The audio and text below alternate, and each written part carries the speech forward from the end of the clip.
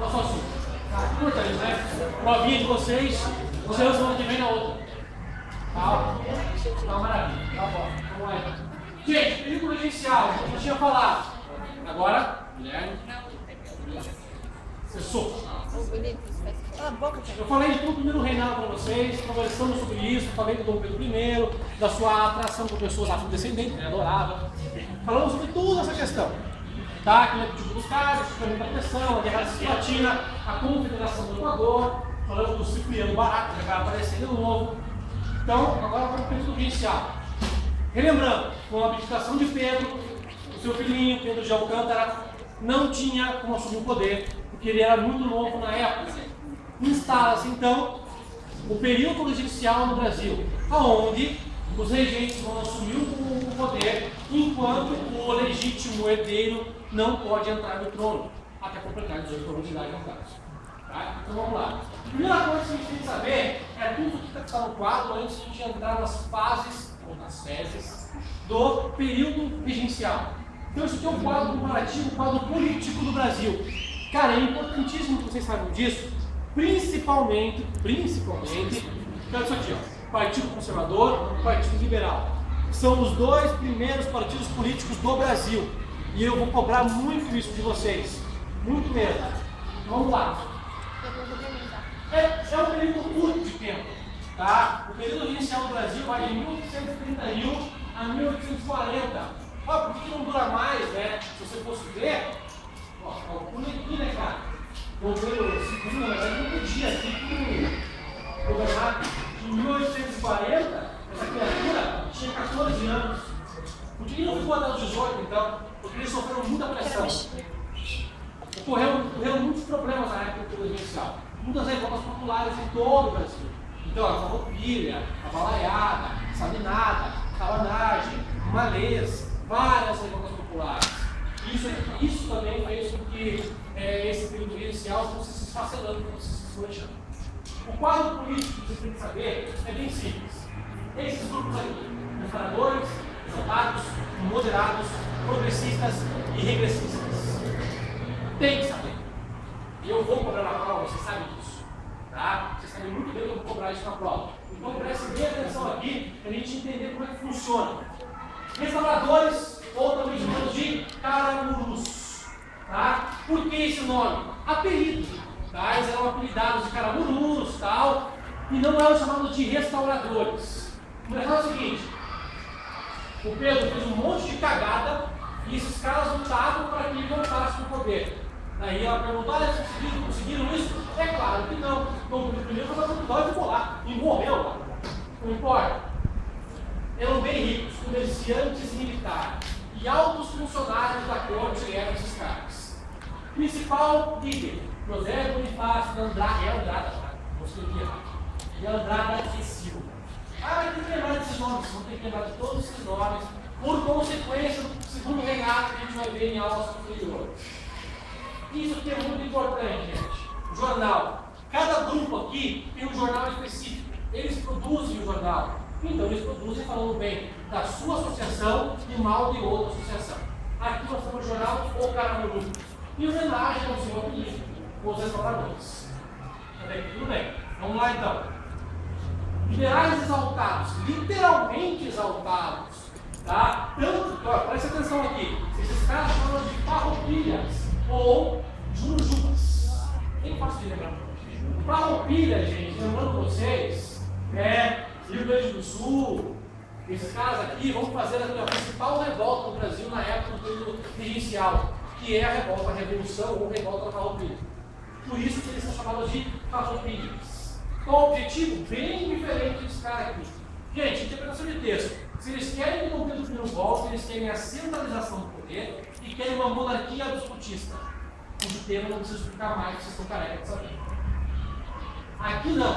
Descentralização do poder e aplicação de uma república. Eles não querem monarquia mais. Por isso, exaltados, totalmente revoltados com o que está ocorrendo dentro do Brasil. Essa é a grande questão aqui. Profissionais liberais, intelectuais, professores, etc. Militares de baixa patente, soldados que vai até cabo, passou disso. Está lá no outro lado, no outro também. Padres, pequenos comerciantes, esse pessoal que fazia parte dos liberais exaltados, queriam a instalação da República dentro do Brasil. Aqui tem um monte de liderança, um monte. Alguns você já conhece. Cipriano Barata. Eu falei, ele fez parte da independência do Brasil, conjuração baiana, conjuração mineira, ele fez parte de um monte de coisa. Ele era bem revoltado. Tem Borges, Fonseca, Miguel Frias, Rangel, Vasconcelos e Augusto Meio. O principal ainda é o Cipriano Barata, que é um dos maiores líderes dos exaltados. Beleza. Jornais. A República do Malagueta, já diz o nome, né?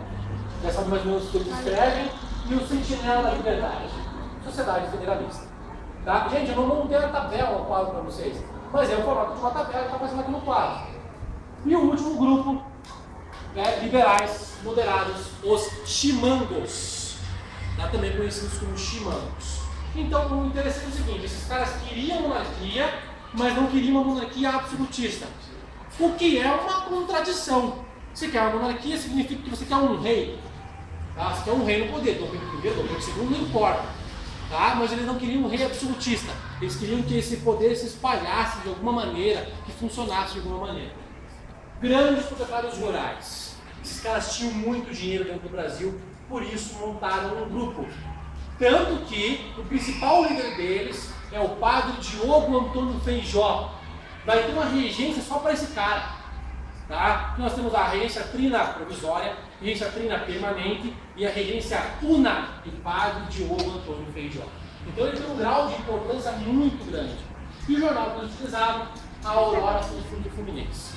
Gente, qualquer dúvida, entra no Google, tá? E digita o nome desses jornais aqui que aparecem as folhas inteiras. Vocês podem olhar lá que tem bastante coisa, o que eles publicavam na época, o que eles falavam. Uma linguagem um pouquinho diferente da nossa, com certeza. Eles não falavam coisa. Eles falavam coisa. Não sei porquê, mas falavam. Dois últimos grupos, talvez até mais importantes que esses caras aqui. Por quê? Nós temos progressistas e regressistas. Por que são tão importantes? Continua lá. Quem sentiu saudade de aula? Já entendi. Por que importantes? Porque literalmente o que vai acontecer com eles depois que importa para vocês. Tá? Os progressistas queriam o quê? Centralizar o poder no Rio de Janeiro. De certa forma dá certo. Tá? Eles queriam centralizar o poder no Rio de Janeiro. Esse é o grande objetivo dos caras.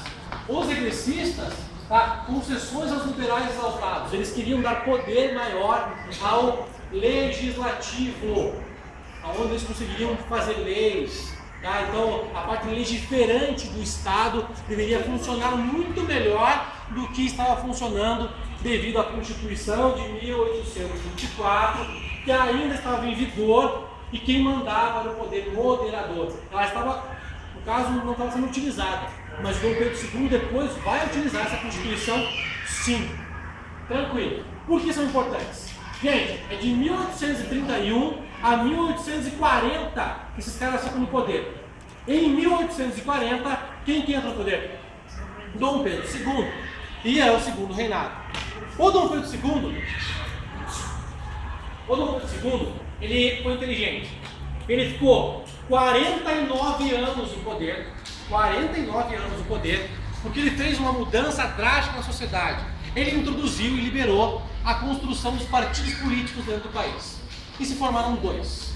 Dos regressistas formou-se o Partido Conservador ou os Saquaremas. Dos progressistas, o Partido Liberal ou os Índios. O engraçado é que Dom Pedro II ficou 49 anos no poder com uma monarquia no segundo reinado e quem governava realmente o Brasil eram esses dois partidos políticos que ficavam se alternando no poder, etc. E era mais ou menos isso que acontece. Então, o que vocês precisam saber, além de tudo, para a prova, principalmente, as características de cada um. Vocês têm mais ou menos ideia de como é que eu vou cobrar, né? Você acha que já sabe mais ou menos como é que vai funcionar. Então tá, vocês tiveram aula comigo no passado, e se vocês se formaram em escola no passado, tá? Então é bem tranquilo. Agora lê as perguntas. Alguma dúvida em relação a esse monte de coisa que eu falei aqui? Estou com cara de água. Pelo menos não vai me